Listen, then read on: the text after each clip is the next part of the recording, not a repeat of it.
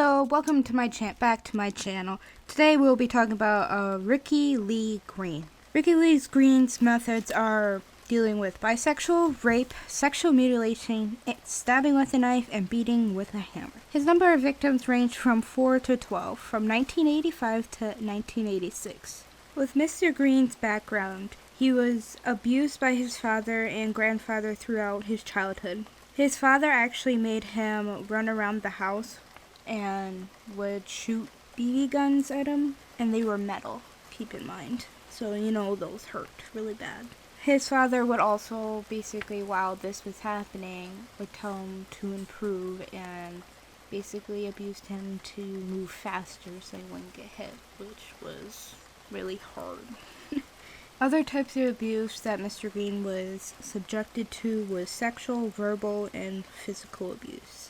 His father would often tell him he was no good and never would be. When Mr. Green would spend time with his grandfather, his grandfather would typically have anal intercourse with him as a child.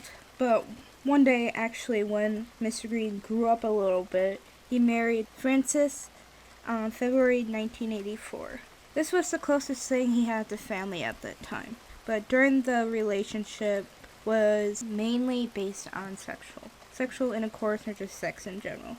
It wasn't exactly surprising that after some time the relationship began to fall apart.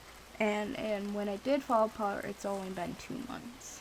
One evening after Mr. Green has been drinking for quite some time, he pulled a knife on his wife as she returned from home. He actually raped her and then passed out. Mary ended up basically just picking up and leave while he was in this state to get out of this relationship.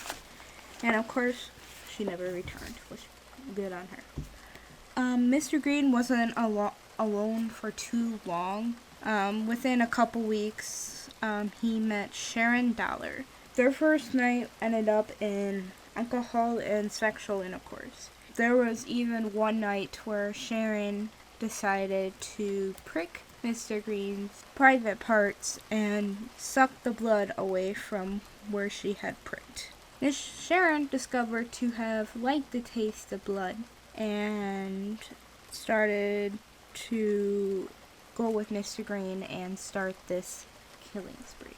With some of the murders, after Sharon got back from work one day, she was surprised to see a strange woman, but later they all agreed to have a threesome. After seeing Miss Sharon naked, this woman quickly changed her mind, but the couples obviously aren't going to let it slide, proceeding to tie her to the bed, raping her in the process. This woman, Montana, kicked and screamed Sharon, and then Sharon grabbed a knife, plunging it into her body. Then Mr. Green went in to go with his pocket knife and did the same multiple times, over and over.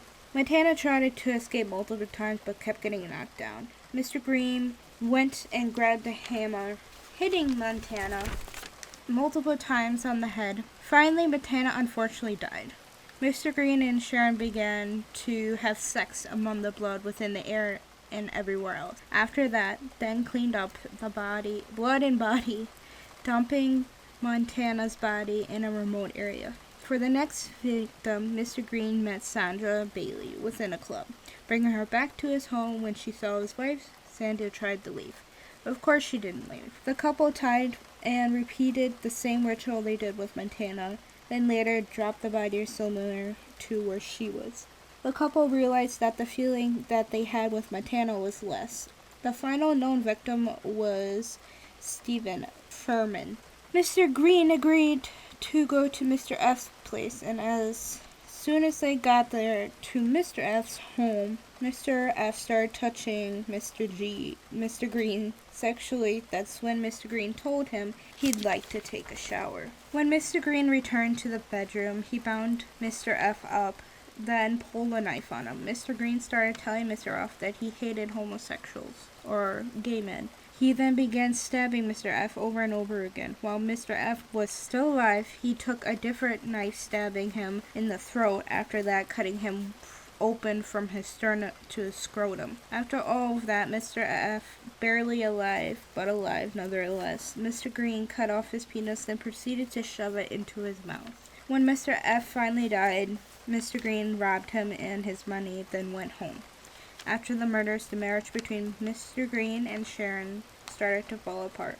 Both involved in liquor and drugs. Sharon left a few years after. The night of April 27th of 1989, Mr. Green was arrested for the murder of Mr. F.